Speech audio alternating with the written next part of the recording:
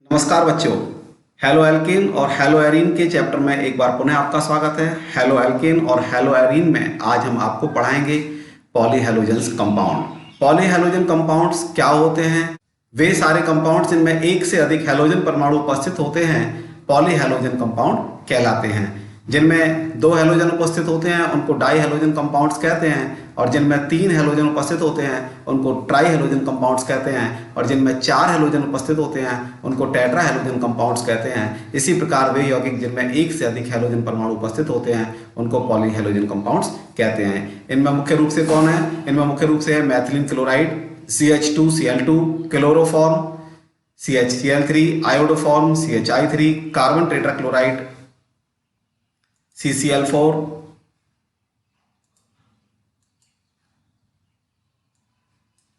Freon, carbon के chlorofluoro व्युत्पन्न, DDT, dichloro diphenyl trichloro ethane, benzene hexachloride, BHC आदि।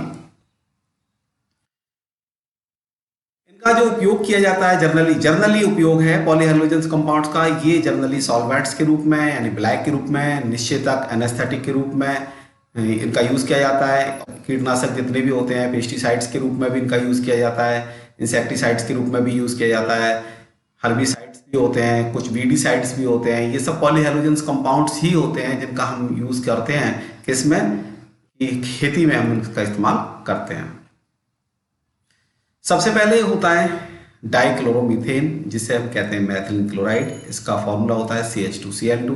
ये मीथेन का डाई क्लोरो व्युत्पन्न है। मीथेन का जो सूत्र होता है CH4 होता है, उसमें से दो हाइड्रोजन को विस्थापित कर दिया गया है। किसके द्वारा? क्लोरीन के द्वारा।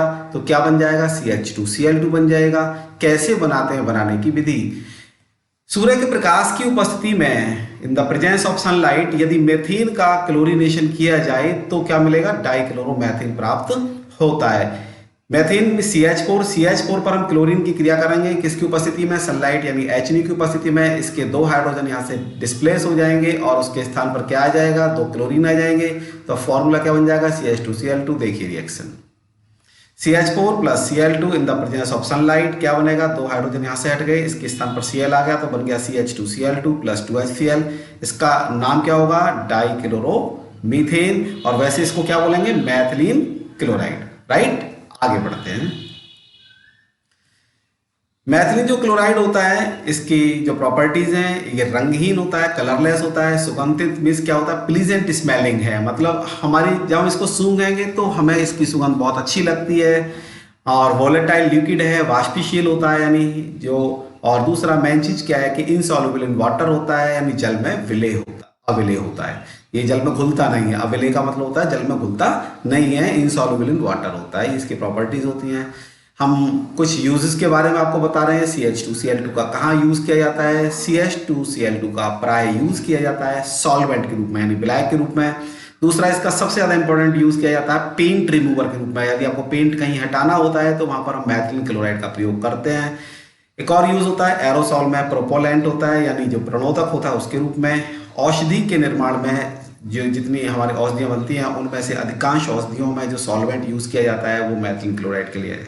इसके अलावा टेक्सटाइल यानी कपड़ा उद्योग, इलेक्ट्रॉनिक्स, मेटल्स और प्लास्टिक इंडस्ट्रीज में फिनिशिंग ब्लैक में कहते हैं इसको। जो लास्ट टच हमें करना होता है किसी भी मेटल की सरफेस को इलेक्ट्रॉनिक्स पर, तो उसमें हम मैथिलीन क्लोराइड का यूज करते हैं सॉल्वेंट के रूप में। इसका एनवायरमेंटल और हेल्थ इंपैक्ट क्या है? क्योंकि जितने भी पॉलीहेलोजेंस कंपाउंड हैं उनके अलग अलग या तो हमारे पास एनवायरमेंटल इंपैक्ट होते हैं या हेल्थ। तो यहाँ पर इसका कैसे है? मैथिलीन क्लोराइड मनुष्य के सेंट्रल नर्वस सिस्टम को, हमारा जो केंद्रीय तंत्र का तंत्र होता है पूरा सेंट्रल नर्वस सिस्टम, उसको क्या करता है? डैमेज कर सकता है, उसको पूरी तरह से हानि पहुंचाता है। इसके अलावा वायु में मैथिलीन क्लोराइड की थोड़ी सी मात्रा के संपर्क में आने पर हमारी श्रवण क्षमता यानी सुनने की क्षमता और दृश्य विजिबल जो हमारी पावर होती है, हमारी कहते हैं ना कि हम किसी चीज को देख नहीं पाते, हमारी विजिबिलिटी जो है थोड़ी सी वहां पर कम हो रही है, या हम कह सकते हैं सुनने की क्षमता कम हो रही है, तो ऑडियो और विजिबिलिटी दृश्य क्षमता में हमारे में कमी आ जाती है। और मनुष्य में मैथिलीन क्लोराइड के त्वचा के सीधे संपर्क में आने पर तीव्र जलन, बर्निंग होती है और थोड़ा सा रेडिश ऑफ द स्किन। आपने देखा होगा कई बार त्वचा पर लाल लाल धब्बे से पड़ जाते हैं, तो इस तरह की त्वचा हमारी हो जाती है, लाल लाल यहाँ से दिखाई देने लगती है। मैथिलीन क्लोराइड यदि आंखों के सीधे संपर्क में आ जाता है कॉर्निया को बर्न कर सकता है, पूरी तरह से जला सकता है। This is the bad impact of the health. क्या आपके स्वास्थ्य पर बहुत बुरा प्रभाव इसका ये वाला है कि आंखों से सीधा संपर्क होने पर कॉर्निया को जला सकता है।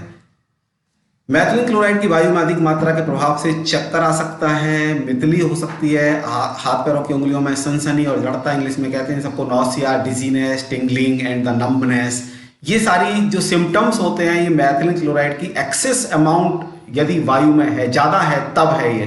तो ये मैथिलीन क्लोराइड बहुत ज़्यादा हमारे लिए नुकसानदायक हैजर्डस होती है। हम कह सकते हैं कि इससे जितना भी हो हम इससे अवॉइड करना चाहिए।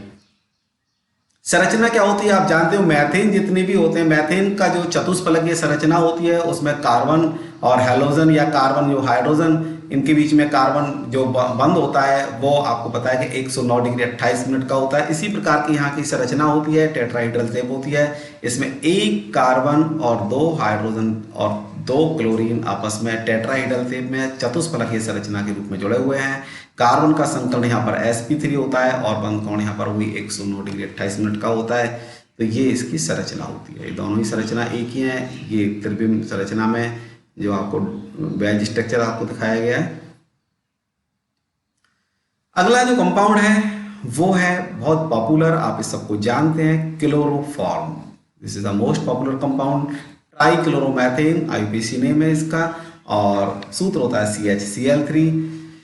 इसकी जो खोज की थी आपको पता है कि इसकी जो खोज करता तो थे लीविग 1831 में, बट इसकी जो एनेस्थेटिक प्रॉपर्टी को बताया था सबसे पहले सिम्पसन नामक साइंटिस्ट ने बताया था कि इसकी जो प्रॉपर्टी होती है क्लोरोफॉर्म की वो कैसी होती है, ये बेहोशी लाने वाली होती है।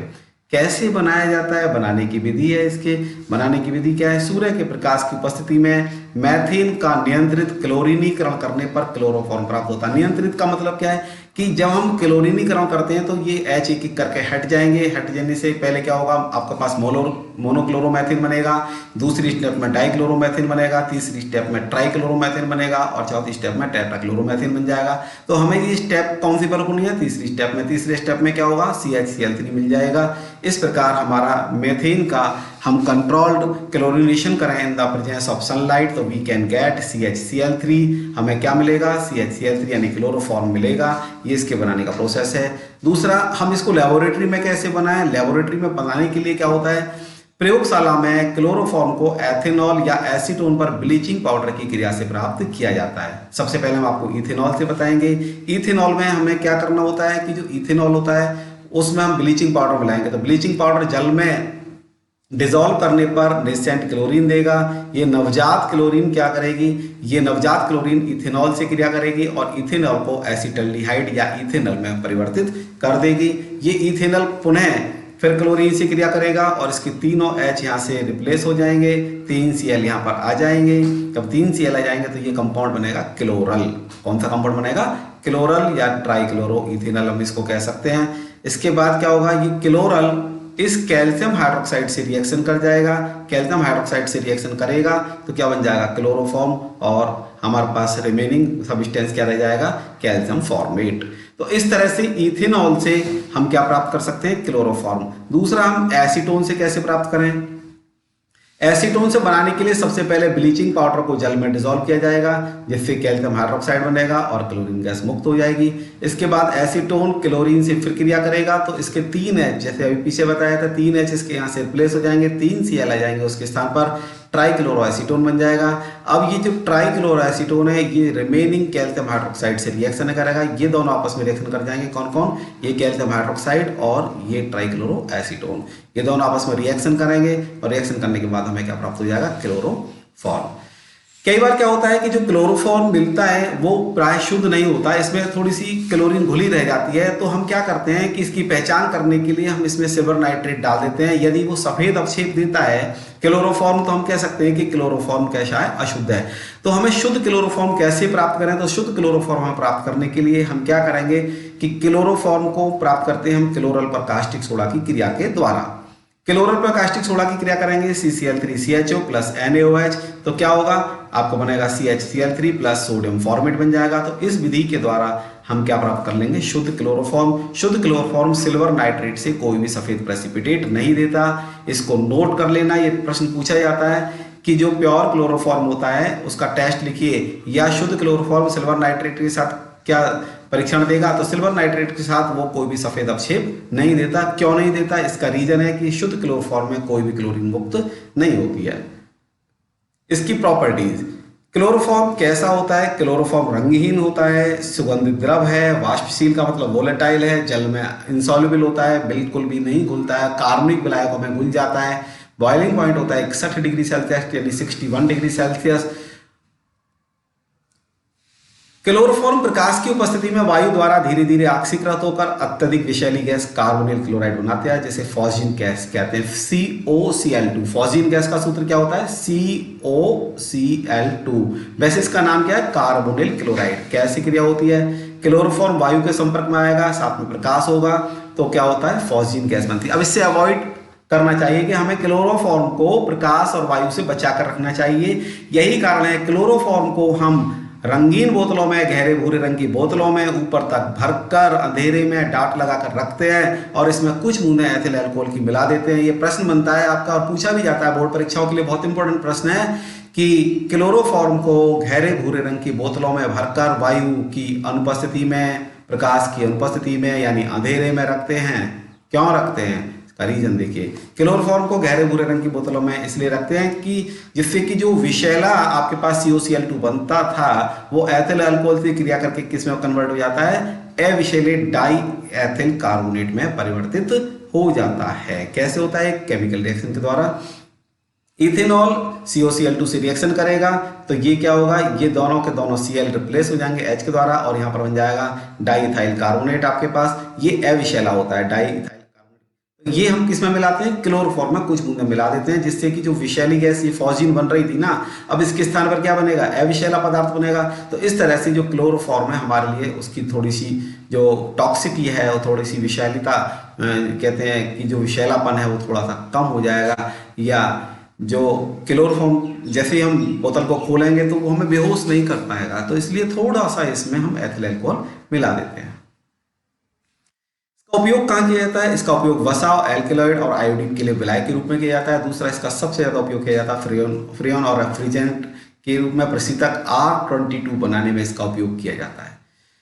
एक और इसका महत्वपूर्ण उपयोग है क्लोरीटोन। क्लोरीटोन के निर्माण में क्लोरीटोन का उपयोग ड्रग के रूप में किया जाता है। क्लोरीटोन क्या होता है कि जो एसीटोन होता है उस पर क्लोरोफॉर्म की क्रिया करें तो एक योगात्मक यौगिक मिलता है और वो योगात्मक यौगिक क्या कहलाता है, क्लोरीटोन कहलाता है। तो क्लोरीटोन का उपयोग किस में किया जाता है, ड्रग बनाने में। और क्लोरीटोन किससे बनता है, वो क्लोरोफॉर्म से बनता है।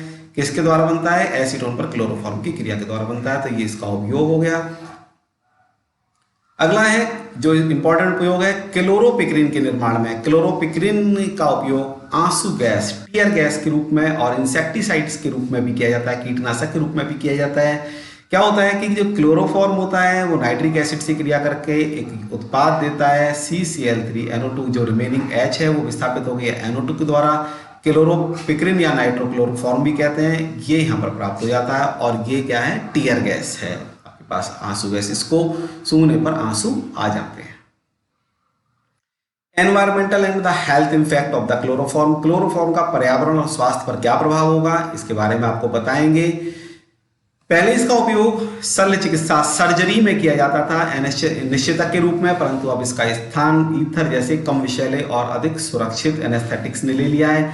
इसके सूंघने पर सेंट्रल नर्वस सिस्टम क्या हो जाता है, शिथिल पड़ जाता है, यानी ढीला हो जाता है, हम कह सकते हैं कमजोर पड़ जाता है।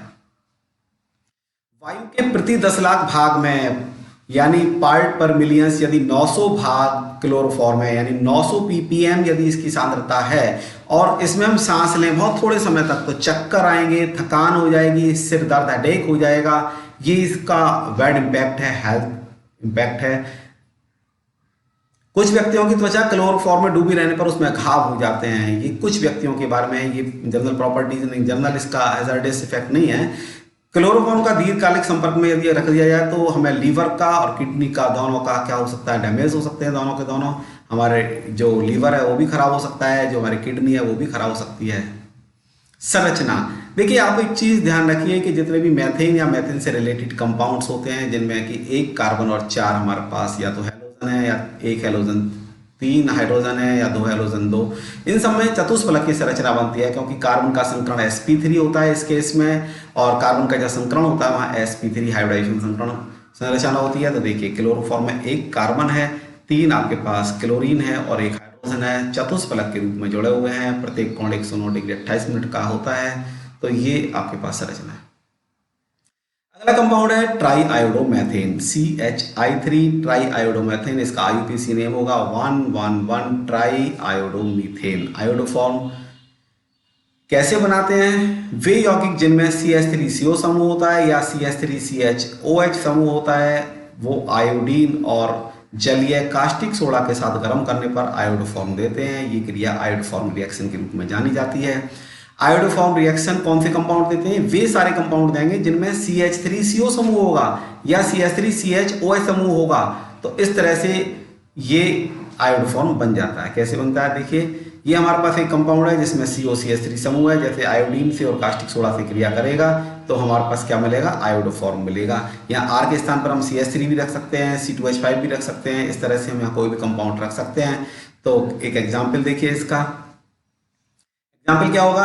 CH3CH2OH plus I2 plus NaOH, तो क्या होगा हमारे पास? ये बनेगा CHI3 plus HCOONA, sodium format plus sodium iodide. Properties कैसी होती है इसकी? पीले रंग का क्रिस्टलेट ठोस है, देखिए इस तरह का, ये पीले रंग का आपको क्रिस्टलेट ठोस दिखाया है इधर आपको फर्स्ट क्लास में। इसके अलावा भाप में वाष्पशील होता है, वॉलेटाइल इन द वेपर्स होता है, जल में अविलेय होता है, और कार्बनिक विलायकों में ये घुलनशील होता है, यानी soluble in the organic solvents, और मेल्टिंग पॉइंट कितना होता है? 392 केल्विन होता है, राइट। तो ये आपके पास इसकी प्रॉपर्टीज हो गई। येलो कलर का क्रिस्टलाइन सॉलिड है ये आपके पास।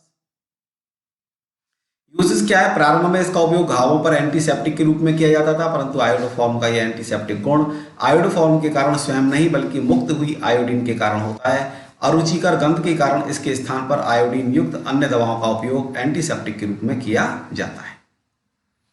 Environmental and health impact, environment और हेल्थ पर इसका क्या प्रभाव पड़ता है? ये अच्छा रोगाणुनाशक है, मतलब ये, और दूसरा एक प्रति सूक्ष्म जैविक संक्रामी है, ये नाक, गला और त्वचा को प्रभावित करता है। ये इसका बैड इफेक्ट भी कह सकते हैं कि ये नाक को भी प्रभावित करता है, गले को भी और त्वचा को भी प्रभावित करता है। अधिक मात्रा में आयोडोफॉर्म को यदि हम सूंघ लें, एक्सपोज कर लें, तो इसको एक्सपोजर करने से क्या होगा कि हमारा जो तंत्र का तंत्र, हमारा नर्वस सिस्टम है, ये इफेक्ट इससे पड़ जाता है। संरचना कैसी होती है? देखिए संरचना बार बार आपको बता रहे हैं, जितने भी हमारे पास मेथेन के डेरिवेटिव्स होते हैं उन सब में आपने देखा टेट्राहेड्रल शेप होती है, तो ये भी शेप इसकी टेट्राहेड्रल ही होगी। ये आपके पास किस अगला कंपाउंड है हमारे पास टेट्राक्लोरोमेथेन, कार्बन टेट्राक्लोराइड। फॉर्मूला होता है CCl4, IUPAC नेम होता है 111 टेट्राक्लोरोमीथेन। कैसे बनाया जाता है? इसको बनाने के लिए हमें क्या होता है कि कार्बन डाइसल्फाइड पर क्लोरीन की क्रिया एल्युमिनियम क्लोराइड या एंटीमनी पेंटाक्लोराइड की उपस्थिति में करने पर कार्बन टेट्राक्लोराइड प्राप्त होता है। CH2 plus 3Cl2 in the presence of anhydride AlCl3 converts into the CCl4 plus H2Cl2 sulphur monochloride. ये H2Cl2 दोबारा से क्रिया कर जाएगा CH2 से, तो H2Cl2 plus CH2 is equal to CCl4 plus 6H। इस तरह से क्या प्राप्त हो जाता है? हमें प्राप्त हो जाता है कार्बन टेट्राक्लोराइड। प्रॉपर्टीज, इसके गुण के बारे में अध्ययन करते हैं। तो पहला है कि ये रंगहीन होता है, ऑयली होता है, लिक्विड है, कलरलेस है और ऑयली है, लिक्विड है, जल में इनसॉल्युबल होता है, लेकिन वसा, तेल, मोम, रेजिन आदि में ये उचित विलायक के रूप में प्रयुक्त किया जाता है। अज्वलनशील होता है, नॉन फ्लेमेबल है, यानी इनफ्लेमेबल होता है, जलता नहीं है, और पॉइजनस होता है, विषैला होता है, यानी टॉक्सिक इन नेचर है। बॉइलिंग पॉइंट कितना होता है? 350 केल्विन होता है। उपयोग क्या है इसके? उपयोग प्रशीतक बनाने में, यानी रेफ्रिजरेंट के रूप में आपके पास, प्रोलोदक के उत्पादक में, मीन्स क्या प्रोपोलेंट जो होते हैं, जितने भी रॉकेट प्रणोदक वगैरह होते हैं उनके उत्पादन में, क्लोरोफ्लोरोकार्बन और अन्य रसायनों के उत्पादन में, फीड स्टॉक की तरह इसको प्रयोग किया जाता है कार्बन टेट्राक्लोराइड को। ये बहुत इंपॉर्टेंट उपयोग है। क्लोरोफ्लोरोकार्बन और अन्य रसायनों के उत्पादन में इसका यूज किया जाता है। औषधियों के उत्पादन में, औषधियों के उत्पादन में सामान्य विलायक की भांति इसको प्रयोग किया जाता है। उद्योगों में ग्रीस को साफ करने में, ड्राई क्लीनिंग के रूप में भी हम इसको यूज करते हैं। दूसरा, द्रव और घरों में दाग धब्बे जो हो जाते हैं, लग जाते हैं, कई बार दीवारों पर लग जाते हैं या कहीं भी लग जाता है, तो उन को हटाने के लिए जो लिक्विड इस्तेमाल किया जाता है वो कार्बन टेट्राक्लोराइड के रूप में हम इसको।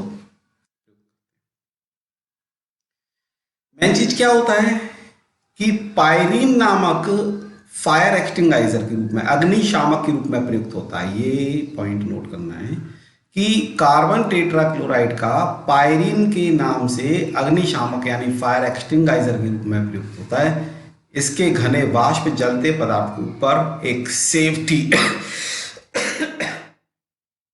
सेफ्टी कवर बना लेते हैं और ऑक्सीजन या वायु को जलते पदार्थ के संपर्क में आने से रोकते हैं। तो जहां पर केमिकल्स वगैरह में आग, फोमिंग जो सब्सटेंस होते हैं, जहां आग लग जाती है इस तरह की केमिकल्स में, तो वहां पर हम इसको यूज करते हैं जनरल फायर एक्सटिंगाइजर के रूप में। एनवायरमेंटल हेल्थ इंपैक्ट इसके क्या है, पर्यावरण और स्वास्थ्य पर कैसे प्रभाव पड़ता है? तो कार्बन टेट्राक्लोराइड के सूंघने से मनुष्य को यकृत का कैंसर, कैंसर ऑफ लीवर का कैंसर इसमें हो सकता है। हम सूंघते हैं इसको तो कैंसर हो सकता है, इससे हो जाता है। कम मात्रा में सूंघने पर चक्कर आते हैं और सिर में हल्कापन होता है, मितली, उल्टी आती है, यानी इसको लाइट हेडेडनेस भी कहा जाता है, नौसिया, डिजीनेस, वोमिटिंग, इस तरह की जो बीमारियां हैं, ये सारी बीमारियां इसके एक्सपोजिंग करने से, हम थोड़ा सा सूंघ है इसको कम मात्रा में तो ये बीमारियां हो जाती हैं। अधिक मात्रा में ये मूर्छा लाता है, गहरी नींद, बेहोशी, और कई बार तो क्या होता है, डेथ हो जाती है, मृत्यु भी इससे हो सकती है जब हम इसको अधिक मात्रा में सूंघ लेते हैं।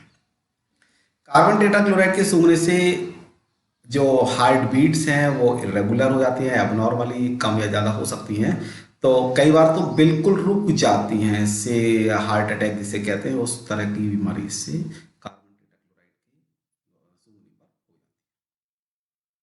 जाती है। यदि आंखों के संपर्क में आ जाता है तो जलन उत्पन्न करता है, तो कार्बन टेट्राक्लोराइड का बहुत स्वास्थ्य पर प्रभाव पड़ता है। कार्बन टेट्राक्लोराइड वायु में निर्मुक्त होने पर ऊपरी वायुमंडल में पहुंच जाती है और ओजोन परत को विरल बना देती है, यानी ओजोन परत का जो रिपेल्सन होता है वहां से ओजोन परत जो है पतली हो जाती है। वो किसके कारण होता है? कार्बन टेट्राक्लोराइड वायु में जो पहुंच जाता है। इससे क्या होता है, ओजोन परत के विरलीकरण से मनुष्य का पराबैंगनी किरणों से उद्भाषण बढ़ जाता है, जिससे त्वचा का कैंसर, आपको पता है कि जो पराबैंगनी रेज होती है, अल्ट्रावायलेट जो रेज होती है, वो क्या करती है, स्किन कैंसर करती हैं, कुछ आई डिसीजेज हो जाती हैं, और हमारे जो इम्यून सिस्टम जो होता है वो थोड़ा सा हमारा जो है, आजकल कहते हैं ना इम्यूनिटी ज़्यादा होनी चाहिए, तो इम्यूनिटी जो हमारी होती है वो थोड़ी सी कमी उसमें आ जाती है। स्ट्रक्चर तो बिल्कुल उसी तरह से है जैसे आपको पहले पढ़ाया था कि जितने भी मीथेन या इसके डेरिवेटिव्स होते हैं उन सब में क्या होता है कि सम चतुष्फलक की संरचना, टेट्राहीड्रल शेप इनकी होती है। तो यहाँ पर भी कार्बन जो है वो 4 क्लोरीन से जुड़ा हुआ है एक सम चतुष्फलक के रूप में, तो ये इसकी संरचना है। अगला है टॉपिक आपके पास फ्रेऑन। फ्रेऑन क्या होते हैं? मेथिन और एथिन के क्लोरोफ्लोरो व्युत्पन्न को संयुक्त रूप से फ्रेऑन कहा जाता है। जो आप देख सकते हैं एरोसोल्स होते हैं, रेफ्रिजरेशन, एयर कंडीशनिंग होती है, इंसुलेशन मटेरियल्स होता है, ये सब इसके सोर्स हैं। किसके? क्लोरोफ्लोरो कार्बन्स के, यानी जिन्हें फ्रेऑन्स कहा जाता है, इसके सोर्स होते हैं। कौन कौन से फ्रेऑन्स होते हैं आपके पास, आप बता दें। फ्रेऑन 1,2 जो होता है जनरली CF2Cl2, उद्योगों में सर्वाधिक प्रयुक्त होने वाला एक फ्रेऑन है। एक्चुअली हमारे पास 4 प्रमुख फ्रेऑन होते हैं, जिनमें फ्रेऑन 1,4 क्या है, वो CF4 होता है। फ्रेऑन 1,3 क्या है, CF3Cl होता है। देखिए ये जो आपके पास 1 कार्बन से 4 फ्लोरीन लगे हुए हैं, इस तरह से 1 कार्बन से 3 फ्लोरीन लगे हुए हैं। और इसके बाद फ्रेऑन 1,2 ये क्या है, इसमें CCl2F2 होता है, और फ्रेऑन 1,1 इसमें क्या है, CFCl3 होता है। तो ये 4 तरह के फ्रेऑन्स जनरली मीथेन के डेरिवेटिव्स हैं। क्योंकि मीथेन या एथिन के ही हमारे पास डेरिवेटिव्स को फ्रेऑन कैटेगरी में रखा जाता है, तो यहाँ पर हमने मीथेन के डेरिवेटिव्स फ्रेऑन 1,1, फ्रेऑन 1,2, फ्रेऑन 1,3 और फ्रेऑन 1,4 बताया है, जिसमें सबसे इंपॉर्टेंट हमारे पास होता है फ्रेऑन 1,2, और इसका उद्योगों में सर्वाधिक प्रयोग किया जाता है। कैसे बनाते हैं तो आपको बताया था स्वार्ट्स अभिक्रिया के बारे में, हैलोजन जब आपको एक्सचेंज रिएक्शंस पढ़ा रहे थे तो उस समय आपको स्वार्ट्स अभिक्रिया भी बताई थी। तो स्वार्ट्स अभिक्रिया में ये एल्काइल फ्लोराइड्स की जो क्रिया थी उनमें अकेली क्रिया ऐसी थी जहाँ फ्लोरीन बनाई जाती, फ्लोरीन के कंपाउंड्स बनाए जाते हैं। तो कार्बन टेट्राक्लोराइड पर एंटीमनी ट्राइफ्लोराइड की क्रिया एंटीमनी पेंटाक्लोराइड उत्प्रेरक की उपस्थिति में करेंगे तो क्या मिलेगा, CCl2F2 जो कि फ्रीऑन 1,2 है आपके पास, ये मिलेगा और साथ में एंटीमनी क्लोराइड मिलेगा। ये इसके बनाने की विधि है। प्रॉपर्टीज, कार्बन टेट्राक्लोराइड के गुण क्या हैं? अत्यधिक स्टेबल होता है बहुत ज़्यादा, और ये इनर्ट होता है, नॉन टॉक्सिक होता है, नॉन कोरोसिव होता है, असंक्षारक और आसानी से लिक्विड में कन्वर्ट होने वाली गैसेस होती है। ये बहुत इजीली लिक्विड में कन्वर्ट हो जाता है। यूजेस क्या है इसके, कहाँ इस्तेमाल करते हैं? ये एरोसोल प्रणोदक, प्रशीतक और वायु शीतलन में उपयोग करने के लिए उत्पादित किया जाता है। वायु शीतलन मीन्स एयर कंडीशनिंग में, रेफ्रिजरेशन में, एरोसोल प्रोपोलेंट होता है आपके पास, इसमें इनके उत्पादन करने के लिए प्रयुक्त किए जाते हैं। अधिकांश फ्रेऑन वायुमंडल से होते हुए कहाँ पहुंच जाते हैं? क्षोभ मंडल में विस्तृत हो जाते हैं, स्ट्रेटोस्फीयर में पहुंच जाते हैं। और क्या होता है वहां से मूलक आपके पास श्रृंखला अभिक्रिया प्रारंभ कर देते हैं और प्राकृतिक ओजोन जो संतुलन को अनियंत्रित कर देते हैं। किस प्रकार होता है ये आपको डिटेल से बताएंगे थोड़ा सा। CFC समताप मंडल में क्लोरीन मूलकों को उत्पन्न करने वाले एवं ओजोन परत को हानि पहुंचाने वाले परिवहनीय कारक हैं। ये इसके ट्रांसपोर्टिंग जो फैक्टर्स होते हैं कि यहाँ से कैसे मतलब जो CFC है वो ओजोन को प्रभावित करते हैं। तो स्टेप बाय स्टेप देखेंगे कि CFC वायुमंडल की अन्य गैसों से मिश्रित होकर सीधे समताप मंडल में पहुंच जाते हैं और विघटित होकर क्लोरीन मुक्त मूलक उत्सर्जित करते हैं। देखिए CF2Cl2 ये सूर्य के प्रकाश की उपस्थिति में एक Cl निकल जाएगा मुक्त मूलक के रूप में और बन जाएगा CF2Cl, दूसरा मुक्त मूलक बन जाएगा। ये जो मुक्त मूलक बना क्लोरीन, ये क्या करेगा, ये क्लोरीन मुक्त मूलक समताप मंडल में ओजोन से अभिक्रिया करेगा और अभिक्रिया करने से क्या होगा, क्लोरीन मोनोऑक्साइड बनाएगा मूलक और आणविक ऑक्सीजन बनेगा। देखिए ये Cl मुक्त मूलक ओजोन से क्रिया करेगा तो क्लोरीन मोनोऑक्साइड बन गया और साथ में ऑक्सीजन गैस मुक्त हो गई। अब ये क्लोरीन आपके पास जो मोनोऑक्साइड मुक्त मूलक बना, फिर क्या होगा, क्लोरीन मोनोऑक्साइड मूलक परमाणविक ऑक्सीजन से क्रिया करेगा और क्लोरीन मूलक फिर उत्पन्न करेगा, एक चेन बन जाएगी आपके पास, चेन रिएक्शन चालू हो जाएगी और ऑक्सीजन मुक्त होगी। अब अधिकाधिक ऑक्सीजन मुक्त हो रही है देखिए ओजोन से। क्लोरीन मुक्त मूलक लगातार पुनर्जीवित डीजनरेट होते रहेंगे, पुनर्जीवित डीजनरेट होते रहेंगे और ओजोन को विखंडित करते रहेंगे, तो ओजोन टूटती रहेगी। जितने ज़्यादा मुक्त मूलक बनेंगे क्लोरीन के उतनी ज़्यादा ओजोन क्या होगी, वहाँ से विघटित होगी, विखंडित डिसइंटीग्रेट होगी, टूट जाएगी। संरचना कैसी होती है? संरचना बिल्कुल उसी तरह की जब आपको बताया था कि एक कार्बन जो होता है उससे जितने भी आपको, जैसे फ्रीऑन 1,1 में क्या है, एक फ्लोरीन है, 3 क्लोरीन है। फ्रीऑन 1,2 में क्या, 2 फ्लोरीन है, 2 क्लोरीन।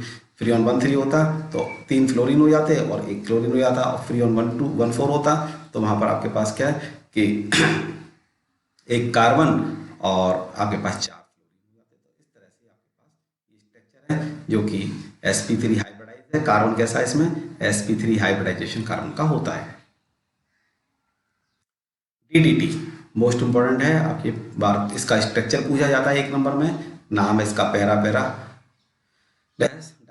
डाइफिनाइल ट्राइक्लोरोइथेन। कैसे बनता है? क्लोरल पर क्लोरोबेंजीन की क्रिया H2SO4 यानी सल्फ्यूरिक अम्ल की उपस्थिति में करने पर DDT प्राप्त होती है।